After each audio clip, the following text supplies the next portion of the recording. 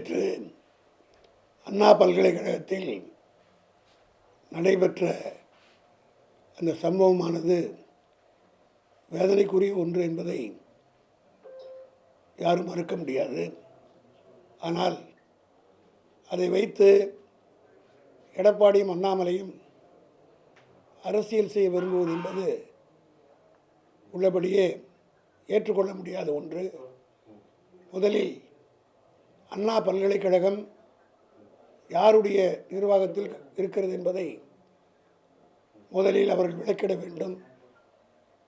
அண்ணா பல்கலைக்கழகம் கவர்னரால் நியமிக்கப்படுகிற, துணைவேந்தரால் நிர்வகிக்கப்படுகின்ற ஒரு அட்டானமஸ் பாடி என்பதை எல்லோரும் அறிவார்கள். ஏன், எடப்பாடியே முதலமைச்சராக இருந்தபோது அண்ணா பல்கலைக்கழகத்தினுடைய துணைவேந்தர் பதவி நியமிப்பதை முதலமைச்சருக்கு வழங்கப்பட வேண்டும் என்று அந்த அதிகாரத்தை ஜெயலலிதாவும் கேட்டிருக்கிறார், எடப்பாடியும் கேட்டிருக்கிறார். ஆக இதையெல்லாம் முழு பூசணிக்காய் மறைப்பதைப் போல மறந்துவிட்டு அந்த பல்கலைக்கழகத்துக்குள் நுழைவதென்ற காவல்துறை நுழைவதென்றால் கூட துணைவேந்தருடைய பர்மிஷன் நாம் நுழைய முடியாது. இதுதான் விதி. The entire campus is under the control of the vice chancellor. அதற்கென்று 24/7 24 மணி நேரமும் அங்கே செக்யூரிட்டி வைஸ் சான்சலரால் நியமிக்கப்படுகின்ற காவலர்கள் செக்யூரிட்டி இருப்பார்கள், இருக்க வேண்டும். ஏனென்று சொன்னால் அங்கே உமன்ஸ் ஹாஸ்டல் இருக்கிறது, ஜென்ஸ் ஹாஸ்டல் இருக்கிறது, ஸ்டாஃப் குவார்ட்டர்ஸ் இருக்கிறது. ஏன், அப்துல் கலாமே ஒரு காலத்தில் அங்கே தான் தங்கினார். ஆக பாதுகாப்பு கொடுக்க வேண்டியது, பாதுகாப்பினுடைய மெயின்டெனன்ஸ் மொத்தம் பார்க்க வேண்டியது வைஸ் சான்சலர். இந்த சம்பவம் நடக்கிற போது யார் யார் இருந்தார்கள் என்பதையெல்லாம் இன்வெஸ்டிகேஷனில் புரிஞ்சு எடுத்துடுவாங்க. உண்மையிலே போட்டாங்களா அல்லது செக்யூரிட்டின்னு நியமிச்சுட்டு இல்லாமலே அந்த வைஸ் நிர்வாகம் பணத்தை எடுத்துக்கிட்டா, இதெல்லாம் all these things to be proved. ஏனென்று சொன்னால் அவ்வளோ பெரிய கேம்பஸில் செக்யூரிட்டியே இல்லைன்னு சொன்னால் யாருடைய லேப்ஸ் என்பதை பொதுமக்களுக்கு விளக்க வேண்டியது குற்றம் சாட்டுவதுடைய கடமை. இருந்தாலும் இந்த சம்பவத்தை குறித்து நடந்த 1 மணி நேரத்துக்கெல்லாம் அக்யூஸ்டை பிடிச்சிட்டாங்க.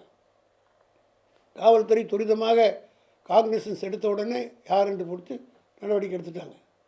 இப்பொழுது இன்வெஸ்டிகேஷன் போயிட்டுருக்கு. இதை திசை திருப்புகிற வகையில் இவ்வளோ பேசுகிற எடப்பாடி பொள்ளாச்சியிலே 200க்கும் மேற்பட்ட பெண்கள் பாலியல் பலாத்காரம் செய்யப்பட்டார்களே, இவர் தான் ஆட்சியில் இருந்தார். இந்த மாதிரி நடவடிக்கை எடுத்தாரா? அந்த பெண்கள்லாம் என்னை விட்டுடண்ணான்னு கதறதை நான் தொலைக்காட்சிகளை பார்த்தேன், ஊடகங்களை பார்த்தேன். அப்படி கதற பொள்ளாச்சியில் நடைபெற்ற போது எங்கே போயிருந்தார் இந்த எடப்பாடி? ஆனால் தமிழ்நாட்டில் இந்த அம்மா உள்ளபடியே அந்த பெண் மாணவியை நான் பாராட்டுகிறேன். துணிச்சலாக சென்று புகார் கொடுக்கின்ற இந்த மாதிரி சம்பவம்லாம் பல பேர் கொடுக்கறதுக்கு மறந்துடுவாங்க. அதனால் நான் கூட இந்த சம்பவமே நடப்பதற்கு ப்ரீவியஸாக அதுக்கு முன்னாடி ஏதோ நிகழ்ச்சியெல்லாம் நடந்து இப்போ ஒன்று வருது, இதே அக்யூஸ் தான் பண்ணியிருக்கான்னு சொல்கிறாங்க. அது மாதிரி இந்த சம்பவம் நடக்க முன்கூட்டியே வந்திருந்தால் நடவடிக்கை எடுத்திருப்பாங்க. ஆனால் இந்த நடவடிக்கை உடனடியாக எடுத்து அக்யூஸ்டை பிடிச்சி விவரமான இன்வெஸ்டிகேஷன் சரியாக போயிட்டுருக்கு. ஆனால் இந்த நேரத்தில் அண்ணாமலை ஒரு வினோதமான ஒரு போராட்டத்தை அறிவிக்கிறார். சாட்டை அடித்து நான் கேட்குறேன், அண்ணாமலைக்கு பொள்ளாச்சியில் போராட்டம் இந்த பாலியல் சம்பவம்லாம் நடக்கும்போது சவுக்கே கிடையாதா? யாரை கண்டுபிடிக்கல? அப்போ இன்னும் லண்டனில் போய் அங்கே கண்டுபிடிச்சி அங்கேருந்து சவுக்கு வாங்கிட்டு வந்த மாதிரி இல்லை, இப்போது புதுசாக சவுக்கு எடுத்து அடிச்சுக்கிறாரு. அதெல்லாம் இல்லை. உண்மை என்னென்னா இப்போ அவருக்கு எந்த பதவியும் கிடையாது, பிஜேபி தலைவராகவும் இல்லை, எந்த பதவியும் இல்லை. அதனால் யாரோ ஜோசியர் சொல்லியிருக்காங்க போது, இந்த மாதிரி நீங்கள் சவுக்கடி அடிச்சுக்கிட்டு 40 அடியோ 50 அடியோ அடிச்சுக்கிட்டு ஒரு நேர்த்தி கடன் பண்ணிங்கன்னா உங்களுக்கு பெரிய பதவி வரும்னு சொல்லியிருப்பாங்கன்னு நான் நினைக்கிறேன். அதுக்காக இதை ஒரு சாக்கா வச்சு சொல்லிட்டு ஆர்ப்பாட்டத்தை எடுத்தேன். அது அவங்க கட்சியில் இருக்கிறவங்களே யாரும் ஏற்றுக்க மாட்டாங்க. இது பகுத்தறிவாதி யாரும் ஏற்றுக்க முடியாது. ஒன்று பெரியார் பாணியில் சொன்னால் காட்டு முராண்டித்தனமாக இருக்கிறது. அப்படி சவுக்கில் உடம்புல அடிச்சுக்கிறது யாராவது ஏற்றுப்பாங்களா அந்த காலத்தில்? என்னுடைய 62 ஆண்டு கால அரசியல் வாழ்வில் நான் 62 வருஷமாக திமுகவில் இருக்கிறேன். எந்த தலைவரும் இப்படி ஆர்ப்பாட்டம் நடத்தலாம், போராட்டம் நடத்தலாம். இவ்வளோ அடிச்சுக்கிறது மணிப்பூரில் காவல்துறையே வந்து போட்டு கற்பழிச்சிலாம் பண்ணாங்களே, அப்போ அடிச்சுக்கலையே. உத்தரப்பிரதேசத்தில் நிச்சயத்தான் நடந்துகிட்டு இருக்க. தமிழ்நாட்டில் இது புது இன்சிடெண்ட்டு. ஆனால் உத்தரப்பிரதேசத்திலும் பிஜேபி ஆளுற மாநிலத்திலாம் இது அன்றாட சம்பவமாக நடந்து கொண்டிருக்குது. அங்கே எல்லாம் போக வேண்டாது இவர் இங்கே தமிழ்நாட்டில் இப்படி செய்கிறார் என்று சொன்னால் இது ஒரு கேலி கூத்தாக இருக்கிறது. அண்ணாமலை இப்படி தான் பேசுவார். உயிரோடு இருக்கிற வீராசாமி செத்து விட்டார்னு சொல்வார். இது மாதிரி விசித்திரமாக பேசுவார், வேடிக்கையாக நடந்துப்பார்.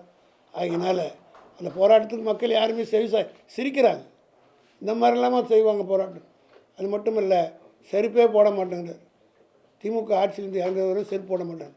இனி அப்படி ஒரு சபலம் அவர் ஏற்றால் காலம் பூரா அவர் செருப்பே போட முடியாது. இதுதான் உண்மை. காலம் பூரா அவர் செருப்பே போட முடியாது. 48 நாள் விரதம் இருப்பதுக்கு சபரிமலை ஏற முடியல பொழுது அவரால். ஆகியனால இங்கே இருக்கிற ஐயப்ப மலைக்கு போகிறது செட்டியார் மாளிகை பக்கத்தில் இருக்கிற அந்த எம்ஆர்சி நகரில் இருக்க ஐயப்பன் கோவில் போகிறதுக்காக செருப்பை கட்டிட்டேன்னு சொல்கிறத திசை திருப்பாகிறார். அவர் அவருடைய விருப்பம், அதுக்கு நாங்கள் கொடுக்க விரும்பவில்லை. ஆனால் அண்ணாமலையினுடைய இது ரொம்ப கேலி கூத்தாக இருக்கிறது. மக்கள் இதை ஏற்றுக்கொள்ள மாட்டார்கள். திராவிட முன்னேற்ற கழகம் பெண்களுக்கான அரசு, பெண்களை பாதுகாக்கிற அரசு. இன்றைக்கி சிறு மாணவிகளிலிருந்து மகளிர் வரை அனைவருக்கும் செய்கிற ஒரு அரசாங்கமாக இது செயல்பட்டு கொண்டிருக்கிறது. தலைவர் அவர்கள் கேள்விப்பட்டவுடன் உடனடியாக துடித்து போய் நடவடிக்கை எடுத்து இன்வெஸ்டிகேஷன் ரைட் பாத்தில் போட்டு இவர் தான் இந்த ஆம்ஸ்டாங் வார்த்தை பெருசாக பேசுனாங்க. இப்போ எல்லோரும் மக்களுக்கு தெரிஞ்சு போச்சு இல்லைன்னா. அதே போல் இது உண்மை. இன்னொன்று திமுகன்னு காரன்னு ஒரு பொய்யான குற்றச்சாட்டு சொல்கிறாங்க. விவேக் ஒரு படத்தில் நடிக்கும்போது ஒரு டைலாக் சொல்லுவார் தான் ஞாபகம் வருது. போலீஸ் கான்ஸ்டபிள் பிடிச்சிருவான். அப்போ அவர் சொல்லுவார், எனக்கு கமிஷனர் தெரியாது. போகும்போது வண்டி எடுத்து போகும்போது கடைசியாக சொல்கிறார், கமிஷனர் எனக்கு கமிஷனருக்கு தெரியும், ஆனால் என்ன கமிஷனர் தெரியாதுன்னு.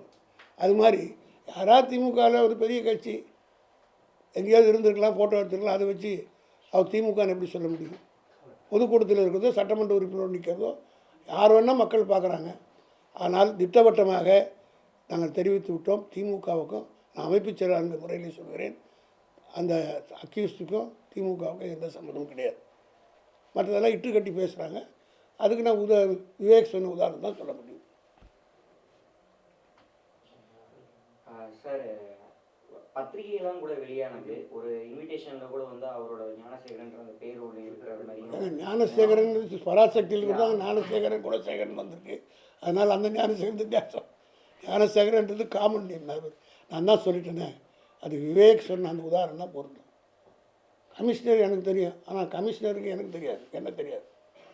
அந்த மாதிரி திமுகவினுடைய பேர் யார் வேணால் பயன்படுத்தலாம்.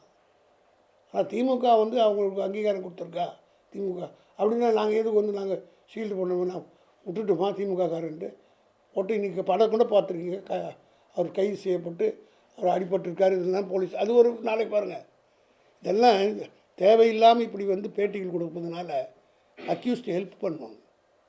இந்த எஃப்ஐஆரை பற்றி அவர் பேசுகிறது ஒரு போலீஸ் ஆஃபீஸர் அண்ணாமலை. எஃப்ஐஆரை பற்றிலாம் திஸ் இஸ் டூ ஏர்லி. இதை பற்றி ஒன்றுமே பேசக்கூடாது.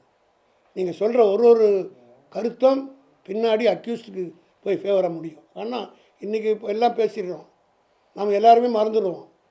6 மாதம் பொறுத்து சார்ஜ் ஷீட் போட்டு ட்ரையலுக்கு கோர்ட்டில் வரும்போது 9 மாதம் ஆகும். நாட்டு மக்களும் மறந்துடுவாங்க, எல்லோரும் இந்த சம்பவம் மறந்துடுவாங்க. இதையெல்லாம் அக்யூஸ்டு ஃபேவராக வச்சு கொடுக்குற ஸ்டேட்மெண்ட்டெல்லாம் வச்சு அவனுக்கு ஃபேவராக யூஸ் பண்ணி அவன் வெளியில் வந்துடுவான். ஆகினால் இட் இஸ் டூ ஏர்லி. இந்த மாதிரி விஷயங்களில் ஒரு போலீஸ் ஆஃபீஸராக இருந்த அண்ணாமலைக்கு இது கூட தெரியலன்னா, நான் ஒரு கிரிமினல் லாயராக 47 வருஷமாக ப்ராக்டிஸ் பண்ணுவேன்ற மாதிரி சொல்கிறேன். இந்த மாதிரி இன்வெஸ்டிகேஷன் கருத்துக்கள் சொல்லவே கூடாது. எது சொன்னாலும் அது அக்யூஸ்டு போய் ஃபேவராக முடிச்சிடும். ஆக அக்யூஸ்டு ஹெல்ப் பண்ணுறதுக்காக தான் அண்ணாமலை செய்கிறாரான்ற ஒரு சந்தேகம் கூட எனக்கு வருது. இப்படி ஸ்டேட்மெண்ட் கொடுக்குறதுனால டெஃபினட்டாக as a police officer you should no.